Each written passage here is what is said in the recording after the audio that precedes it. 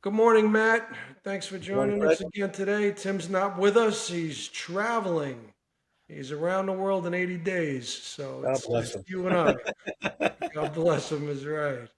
You just So, imagine the stories when he gets back. But anyway, yeah, I just got an email from him. He's in Malaga going across the Atlantic on a cruise. I think it's a 22-day cruise. Goes to Brazil and Argentina. So, holy yeah, crap. he's traveling the world. God bless him. Yeah, Retirement is doing him well. that's right. Exactly. So we left off last week talking a little bit about sports, talking a little bit about politics, and a little bit about the markets, and that's basically what I try to do when we do this. Mets gave us a little October thrill. God bless them. Let's bring them back next year. Good luck to your Yankees going Thank you forward. very much. Thank you. I was actually rooting for the Mets.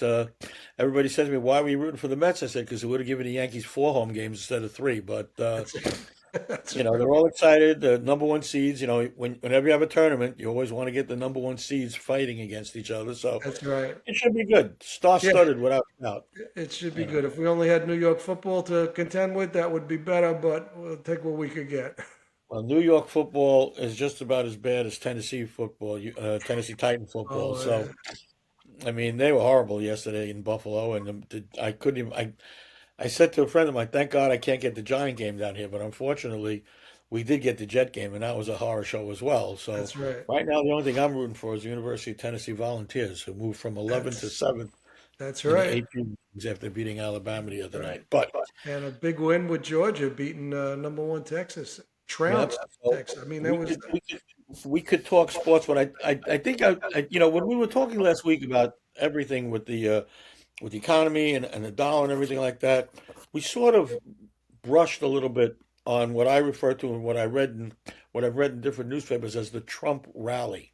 hmm And I want to sort of make it clear that this conversation that I intend to have with you today, I'm in no way, shape, or form endorsing either candidate.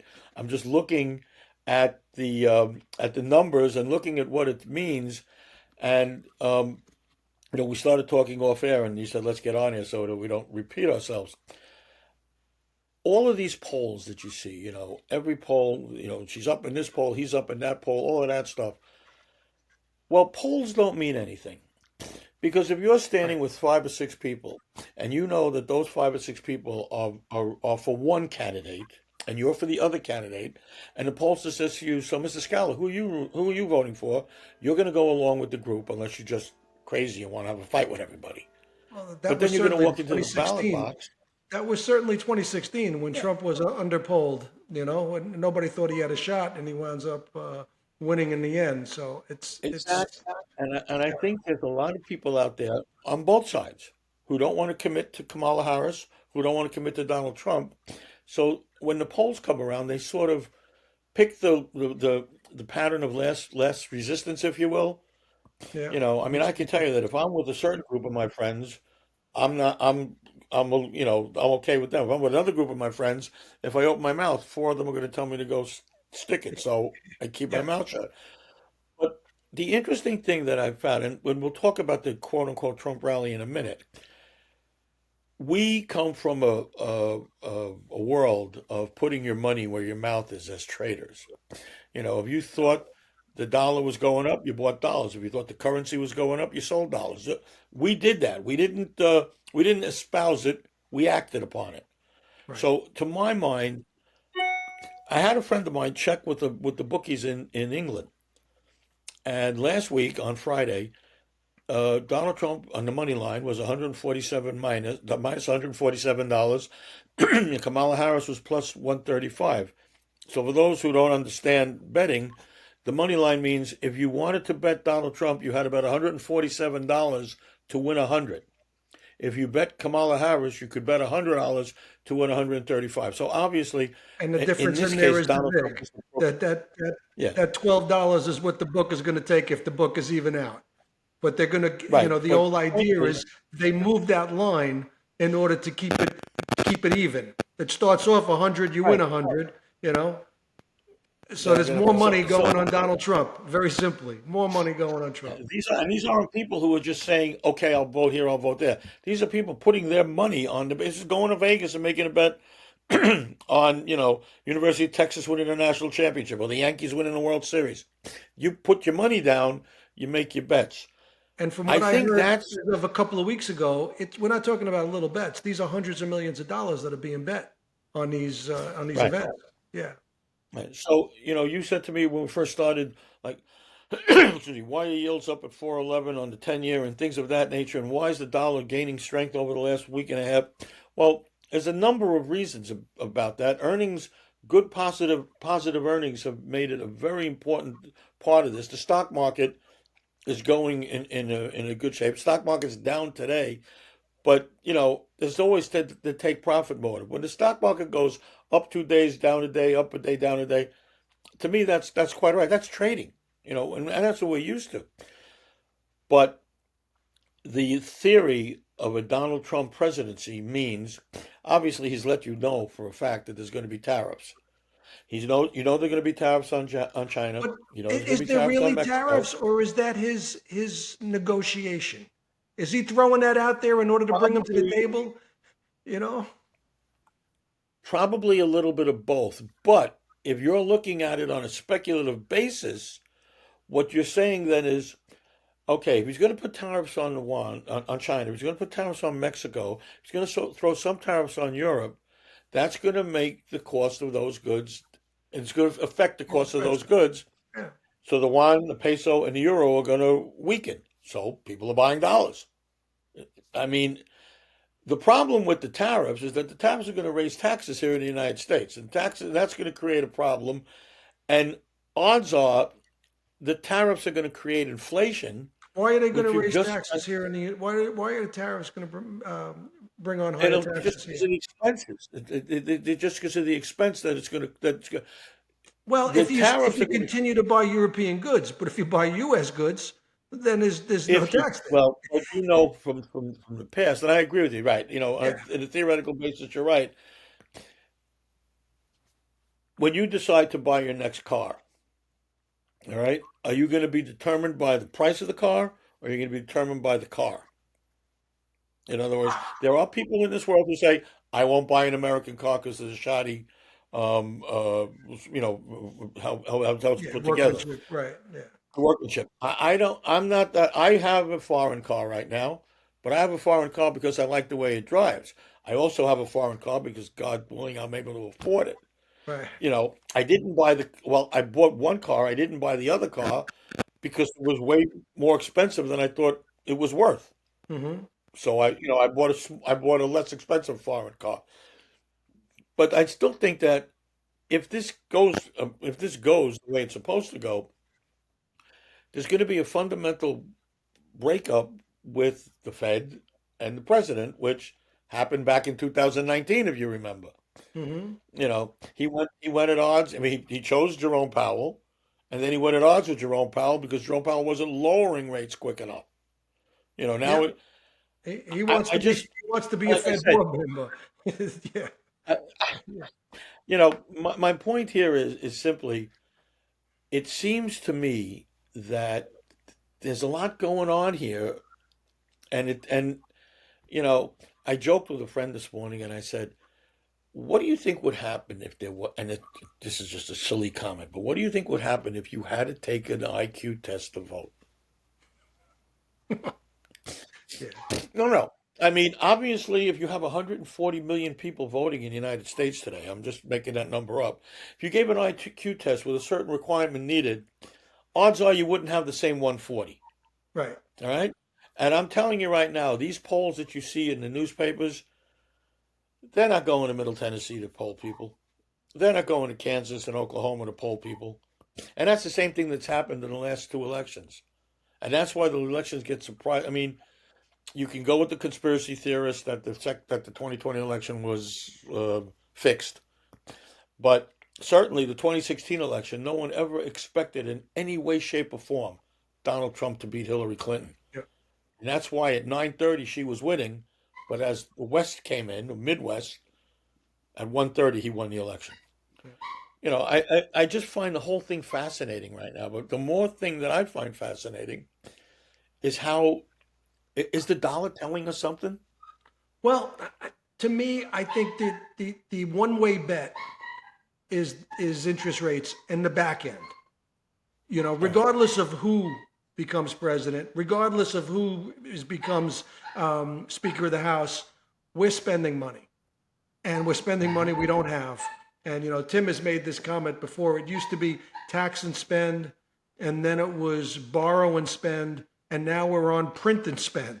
And print and spend is inflation. So either way you look No, at it, that 418 in the 10-year now, and I think the 10-year was 376 when the Fed lowered rates 50 basis points. So, it was, yeah. It's come. As I said, it's come up in the last 40 month and basis a half. points, and I You call know, that a twist in the yield curve where the front end still comes down and the back end goes up. We used to call that stepping on a rake. The Fed right. controls the front, but the back end is going to flip up. So I think And if that's you going to look at continue to mortgage be the rates over the case. last week, Yeah, mortgage rates have gone up again. Mortgage rates yeah, have come down. Now they've gone back up again. There's your long end. yeah. And no, I don't disagree with anything you're saying. But And I think gold is showing us that as well. Gold at 3,000. Well, why not? I'll give you another thing. You know what's been coming up the last couple of days? Bitcoin. Bitcoin, yeah, And you over know why Bitcoin has been 66,000 coming up now. in the last couple of days? Because Donald Trump is a proponent of cryptocurrency. I just saw Now I'm not. something I this don't morning know. that Eric Trump is going to be a keynote speaker at a Bitcoin conference in the next couple of weeks. So again, So, I don't know if Kamala Harris is pro or anti Bitcoin, crypto. I don't know that, but I do know that from reading, he's in favor of it. yeah, Again, it's going up. Why? Because they expect 14 days from now he'll be elected, yeah. and it leads you to believe. And I meant to try to look this up today, and I forgot because I was talking about this with Patty on Friday night. Shows you how two people in the business we talk about this crap. I wonder I wonder what a euro put at say 107 because 108 is around 108.30 around 10 a euro put at 107 not or maybe even 106.50. I mean how low does the euro go or how high does the dollar go if in fact Donald Trump gets elected? Is Well, there a play there? I disagree because I think, well, if you think it's a Trump victory, I think he wants to devalue the dollar. Vance has spoke about that. Vance is not a Yes. proponent of a strong dollar policy. So, But the economics of it might pretend that way or point that way, but I think philosophically they don't want a strong dollar, especially with these tariffs. well, probably not. But like I said, every election, there's usually more talk about, well, if this one makes it pro, anti, pro or con with the dollar, and Right, certainly Vance has mentioned, yeah, right, they'd love a weaker dollar, right. but the market isn't following that. So yeah, you might see what you're saying is okay. The initial reaction is down, and then you want to be quickly buying because it's going to reverse and go back up. The euro. The only problem you have with that is with the economic numbers that have come out the last couple of weeks. Right after the 50 basis point cut, everybody thought there was going to be at least another 50 basis point cut in November, Right. and then maybe 25 basis point They were cut in pricing in December. 9 cuts, right? Now Yeah. there's talk that there's going to be a pause, whether it be November or Mhm. December. So if stop and think, if the Fed pauses the day after the election, right? Because that's when that comes out. The Fed pauses the day after the election. What's the reaction going to be in both the equity and dollar market and treasury markets? Yeah. It's going to I be think positive to the dollar. I mean, and the stock market again is hanging on earnings. There's still 70% of the earnings are beating thing. Everything is working perfectly. That you get the Bank of Canada is going to lower 50 basis points on Wednesday. The euro is going to go for another, according to Eurospeak. There's another two drops in the next two meetings. mhm. Bank of England. In other words, we're talking about the possibility here of pausing, and they're all cutting their rates even further. Well, if you want to just basically talk about interest rate differentials, if that happens, where do you want your money? here. I guess I'm not a proponent of a strong dollar. I think it's going to be short term either way. I think I if don't Trump gets disagree. in, yeah, I think it's if you're looking at a long dollar play, it's a short term play. If Trump gets in, he's going to talk it down. Even if he doesn't do any type of intervention against the currency, he's going to talk it down, especially with tariffs. If Kamala gets in, I think there's going to be a lack of confidence, and the dollar is going to be sold off. That's my impression. I don't know. As you say, the betting odds are for Trump, and if they're buying it now because of that, we'll see the way it goes. Well, is it? Do we go back to the old? And again, the two of us are talking from years of experience. But are they buying the rumor to sell the fact? Exactly. I You know, read. I mean, I what you read one say guy. is 100. He was saying he's saying on election night you're going to see the up down up or the down up down. He says either way, the first move is probably the right move, but there's going to be a fake out in between, and I think that's Well, probably I true. mean, you know, I had this argument over the years, and I will use the word argument, not discussion. Right. Um, every university that I had the opportunity and pleasure to speak at, right? The first thing students would say to you is that, well, Professor Lipson brings the real world into the classroom. You know, we just read books, but he tells you what really goes on. And I Right. remember I had I was teaching at the University of Pittsburgh, teaching finance, and the chairman said, "Why don't you meet with the head guy? That, you know, you're going to be teaching. He's going to be teaching. He's the PhD. Okay, fine." So we went and had lunch. And he asked me what my philosophy was, and I told him what my trading philosophy was, which is not no big deal. We don't have to get into it now. But he says, well, you know, if the interest rates go up, the dollar goes up, and if the interest rates go down, the dollar goes down. And I said, well, most of the time. And he goes, Simplistically, what do you mean? yes. What do you mean? I says, well, you know, yeah, if interest rates go up, you want to be in a dollar, and if interest rates go down, you want to sell a dollar. The only problem is if you expect interest rates to go up in the next 3 weeks, if I'm sitting here in the trading room, what am I doing now? I'm buying dollars, as is everybody else. So when the interest rates do go up in 3 weeks, what are we doing? We're selling dollars and taking profit. I said, you don't have any idea how many times Fed raises rates and the dollar goes down. Fed lowers rates and the dollar goes up. And the guy started arguing with me, literally arguing with me. And I said, you know, I really look forward to teaching the course and everything else like that. I said, I can't. I have to tell you, my name is Matthew Lipson. There's no letters and numbers after my name. They don't call me doctor, you know, or anything like that. I said some of my friendly trades they go, you know. I said I'm not going to argue with this. I said the day you get the nerve to walk into a trading room and strap on a pair and trade, we'll talk. Simple as that. As simple as that. I said, you know, I'm not going to tell you why some guy threw a 95 mile an hour fastball down the middle so that Juan Soto hit a home run the other night. I never had that opportunity. I'm just an observer. But I did step into a dealing room and I did put my you know what's on the line every day for almost 35, 40 years. Right. So don't And I argue with remember me about something. when we first started, you and I, the dollar wasn't always completely interest rate driven. There was so much more to No, it. There was GDP. Where's it going? It was the economic factors behind it, and not just the simplistic play of the Fed's raising rate. You have to buy. Then we get into the mid '80s when I worked at Chase, and everybody would look at page five on the Telerate screen, if you remember. And when Fed funds were going up, they would buy. And I worked for a big money center bank for a while, and I guess he was the treasurer of the bank. He would walk in and he'd say to me and our friend Anthony, he'd say, wait about 5 minutes. He says, you know what? Buy it now. Buy me $100 million mark. Okay. And then he'd walk down to the other end of the floor. And all of a sudden we'd be looking at that page five screen and it would go tick, tick, five and an eighth, five and three quarters, six and an eighth, six and a quarter, six and five eighths.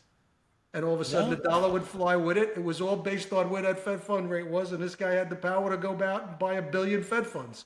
He also had the inside information. I'll never forget. I won't mention the name of the bank or the person who said to me, but I'm working at Chemical Bank. I'm trading dollar Swiss. right? And phone rings. I pick up the phone, and it's a direct call, not broker. Hello, Matt. Any price in $10 Swiss? Make him, 40, 42. At 40, I give you $10, and I wouldn't hold on to it too long. Right. What's the next thing you do? You jump up. I need calls, and boom, bang, bang, bang, bang, bang, bang, bang, bang. I'd say in 10 minutes, I sold $200 million. Right. And 2 minutes later, the ding, ding, ding, ding, ding, ding. Swiss National Bank raises interest rates 2%. The dollar went off the cliff. Yeah. Yeah. And I remember, again, I won't mention names. Our chief dealer came out and said, "We okay? We okay? Yeah. We're short a few dollars. Okay, good. How many dollars? 200 million. What? He went. And then at some point, I was like ahead of the time. I was Eddie Murphy in Trading Places. I'll have those. I'll take those. I'll take those. And we had a tremendous day. Right. Nowadays, do you remember? And again, this goes way, way back. So this is 1983, 84. Working at Merrill Lynch. Remember when money supply was a big number? Absolutely. 410 on Thursday. Right? Yeah, First it was on Friday, then they moved it to Thursday. Yeah. money supply was a big figure. Then when we talked about this, and I talked about this in my classes. Every Fed chairman had their pet number. Greenspan was housing starts. Powell is the PCE number, right? Right. Personal consumption. Everyone has their own little thing. It works because everybody believes it works. We in the market reacted to what we reacted to because everybody else reacted to the same thing. Right. Your guy who came in knew something. My guy who said don't hold them knew something. You know, It- you know. But Yeah. when you stop and think As about Tim it, used to always say, it's okay to panic as long as you panic first. Right. And I yeah, think that's the you mantra know, in the I trading room. mean, Yeah. I'll never forget working the junior forexes with Tim, and the trading game, and afterwards, if you were long dollars overnight, the dollar collapsed. But then the next guy came in, was thrilled because he was short dollars up. News just came out, the dollar went up. No matter That's it. what you were, you lost money. And I remember, young traders saying to me, "Does this really happen?" And I say, "You know something? Everything really happens if you wait long enough. Something's More gonna often than happen." not, it does. Yeah, absolutely. In 1984, the Detroit Tigers started out 35-5 in their first 40 games. And the only reason I know this is because one of the guys that worked with us was from Michigan. He was all excited. But we started looking at the dollar, and it seemed like the dollar was going up more than it was going down. Somebody called from a corporate said, "What's going on with the dollar?" That's the Tiger dollar. What do you mean the Tiger? Well, it seems every time Detroit wins, the dollar goes up. And if you can sell anything, if you make Right. sense to it. Now, I don't know. I mean, look, if Donald Trump gets elected and the dollar collapses, then it's what you're going to be told is, well, people took profit. They bet, Right. buy the rumor, sell the fact. If Kamala Harris gets elected and the dollar explodes and goes up, Yeah. who knew? Maybe Everybody's you cutting know shorts. there Yeah. is well, you know, usually, and of course, you have no incumbent here. But usually, when the incumbent Well, but you do have it. gets You have elected, two incumbents. Somebody brought that up the other day. I read something that said this is the first time since like the 1840s, the 1860s, where you have two candidates that have a track record. He's they not the have a track incumbent. record, but He's not the incumbent, but he had a 4-year track record. She's not officially the incumbent president, but she's the incumbent administration. So you can look back at track records for both of them. oh, absolutely. And I mean, you can assume, I mean, the things that are going to happen. You could look at different things, and we really don't want to get too political, but just an example, looking at the border, he's going to have a different reaction to the border crisis than she will, if whoever gets elected. Things are looking at the tariffs. He's going to be a lot more agitated over putting tariffs on than she will. So yeah, you do have a track record, and you certainly have a track record of what he achieved as the president.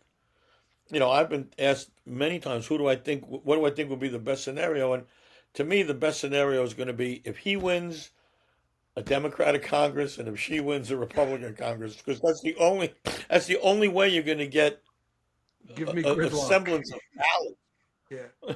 You know, it is amazing, but I think you're right with the longer term. I see that developing. Um, and I think what's happened also is, again, it goes back to supply and demand. There were people who were slowing down as the Fed started lowering rates. People figured, oh, mortgage rates are going to collapse, right? And we're going to refine it. And they're not. So people are go. There was a while. I have a friend of mine who's in the mortgage business. There was nothing out there. Now all of a sudden he's busy as a bee Right. because I think people are realizing get in now. And I've always said this to people, and if you're a mortgage broker, you can't tell this to a prospective client. The rates are where they are. They could go higher, they may go lower. But if you Well, can afford where they are now, buy. we And have you a can friend always who's the refine it. mortgage broker, and he always says, marry the house, date the rate. Yeah, that's a great, it's the truth. That's it. It's the truth. Marry It's the house, because the date fact the of the rate. matter is, if you can afford a 7.5% mortgage, buy the house. If Right. mortgage rates go down to 6%, refinance. But if mortgage rates go to 9%, you have the house. Right. But the problem is usually like you take your friend or my friend, if they're talking to a couple in their late 20s, then that couple invariably turns around and says to their father, what do you think? And the father turns around and says, this guy only wants commission. Don't listen to him. Right. You Right. know, I've written papers that I've sent to this, like not you're not saying it, the authority is or the professional is saying it about interest rates. They still, again, you're a father, I'm a father. Have you ever been wrong? No. So I mean, yeah, you know, That's right. if I tell my kids what to do, I'm not stupid. I'm right. You know, My father used to say, "Yeah, but I'm not wrong." It's like that. right. This this phone is black. He'd look at it. Yeah, but I'm not wrong. He'd Yeah, argue it's white forever. Charlie Yeah, but Brown. I'm not wrong. Well, listen, we're running over. It's been a great chat. Thanks for coming on. Hopefully, we could do this again later in the week if you're up for it. You're around? Well, later in the week, maybe back because we're going to be traveling later in the week, but maybe early next week if that's okay. Okay. Sounds I can good. do Thursday. I can't do Friday. Let's put it You that way. can do Thursday. All right, maybe we'll do I something can do Thursday. Thursday. All right, Matt. Thanks for All right. coming on. It was great talking to you. My pleasure. Have a Okay. good day.